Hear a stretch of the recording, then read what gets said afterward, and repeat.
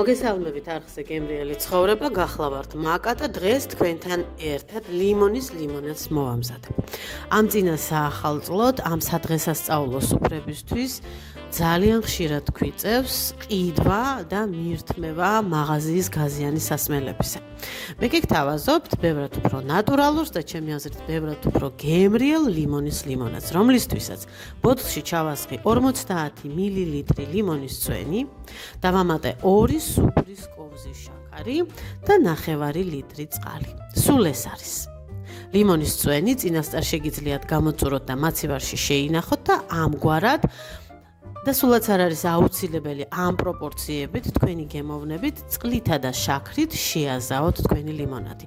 ლიმონის გარდა შეგვიძლია სხვა ნებისმიერი ციტრუსით, მაგალითად მანდარინით ან ფორთოხლის წვენით მოვამზადოთ ეს ლიმონადი. ის ძალიან გემრიელია, შემომიერთდით, მოამზადეთ, გილოცავთ დამდეგ შობა ახალ წელს, ახლა კი გემშვიდობებით, მომავალ გემრიელ შეხვედრამდე. კარგად ბრძანდებოდეთ.